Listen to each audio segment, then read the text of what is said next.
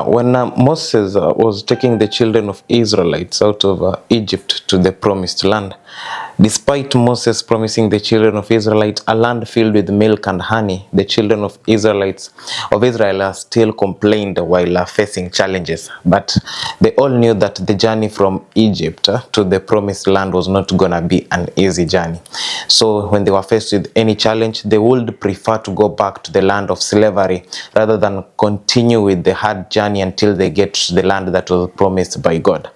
Now, Singapore changed through the hands of a leader who took them, I think it was dictatorship that, and it's something that I cannot wish to happen in Kenya.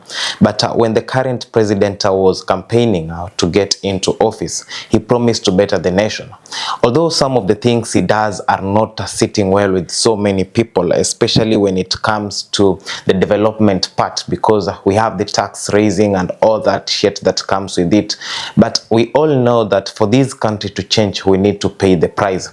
No matter how painful the price is, then Kenyans should be willing to pay that price.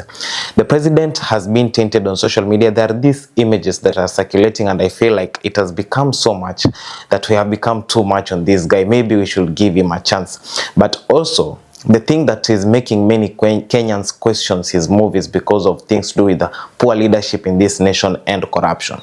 But let me take you back into the realm of politics. There are only two types of leaders in this country. There are jokers and then there are populists. The likes of Moi Kibaki was a populist. He got this country on the economy was not so bad, so he capitalized on building the economy of this country. That's why so many people refer to him as one of the best president of this nation. But also you have the jokers, the likes of Akina Uhuru Kenyatta, and I want to tell you how Uhuru Kenyatta is a joker and why this country needs William Ruto type of leadership more than it needs the Uhuru Kenyatta type of leadership.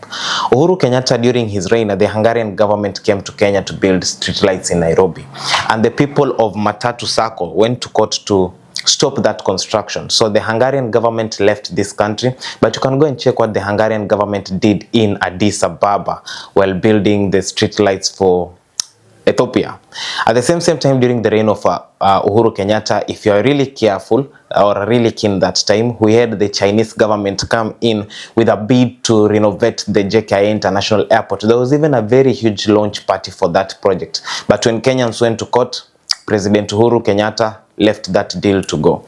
So, how will this country develop if we don't have a strict president who is willing to go against the decisions of the citizens and follow what he himself feels is better for this nation? Although there are so many questions when it comes to accountability, but I personally feel that it is that time we give this guy a chance, even if it's these 2 years, and see what he has to do for this country. If you go to United States of America, when Trump was reigning during his first reign, he was faced with so many challenges. But later, during his second campaign, many of American citizens will say that they'll rather have Trump than have Joe Biden, because Joe Biden had literally destroyed that country. So they needed someone who is so strict. They called Trump so many names during his first reign, but currently they refer to him as the best president that needs to be there. Do you think that William Samoei Ruto is the best leader fit to drive this country to change? Because we have been talking so much. When you check mainstream media, it only gives you the negatives that this guy has done. But today, let me share with you some of the positive things that you are not aware of that the president has done in the short period of time he has been in power. My name is Movali Derek. Welcome to the Political Spotlight. Now, some of the faults that the current president has is a lot of lying and a lot of promises that go unfulfilled. And if he can correct the lies, then you can go a step forward, because you could listen to him say first that they have paid 500 million to host the Grammy. Then the Grammy organization committee said they don't receive any amount of money for that event to happen anywhere. And you see, these are broad daylight lies. There are those lies that you can place before people and fail to fulfill them because maybe you lacked resources. But there are those lies that Kenyans see broad daylight that this is a total lie. So if the president can reduce the number of lies he has and focus on the number of promises he had made for this nation, then this country will move a step forward. But the biggest challenge in this nation is to do with corruption. As much as we are raising taxes, as much as all this is happening, we know the question of accountability, transparency is what most Kenyans are questioning when it comes to developing this country. For instance, the Adani deal. Adani, if it were not faced with sanctions of corruption in USA, if Adani was a clean, transparent organization, then I think Kenyans will have embraced the idea of Adani renovating JKIA. But the fact that even the government in bringing out the Adani deal, it was so shadowy, is what it is the main reason as to why it faced a lot of opposition from this country. But what has the president done that makes me feel you Kenyans don't know what he has done and why we should reduce on being so much toxic to this guy? Number one, we no longer import maize, if you're very careful. The last time we imported maize was a number of years ago, because during the reign of President Uhuru Kenyatta, he had subsidized maize. But when President Ruto came, he did away with subsidies. Bei ya unga ilipanda kidogo, but right now, Kenya is able to produce its own maize. Kenya does not import maize from any country. The second thing is, we export sugar. Remember, during the reign of Kenyatta, most of our industries were down when it came to importing sugar. We used to exporting sugar, sorry, but we used to import sugar. So right now, we are not importing sugar anymore, but we are rather exporting sugar, because he also removed the subsidies in the sugar sector, and right now we are able to produce our own sugar and export sugar to other nations which are not in Africa, even abroad nations, to export sugar to them. The third thing is our currency is facing a stability. There is this time our currency in relation to the dollar, it was a really weak currency, and that was during the reign of President Uhuru Kenyatta. But right now, you could check our currency is stronger in relation to the dollar. This is because the president has been able to put in measures to curb that currency in fluctuation. So if our currency is stable, then it means our currency is the strongest currency in East Africa. And this is something positive, because we are able to compete with the dollar, if not equal, but at least they have not left us with a huge margin.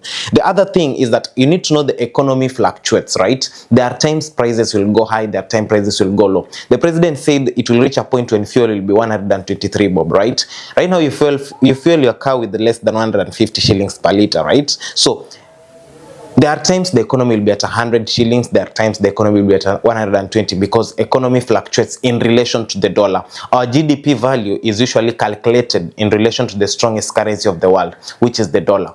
One thing we need to accept is that our president is a good communicator.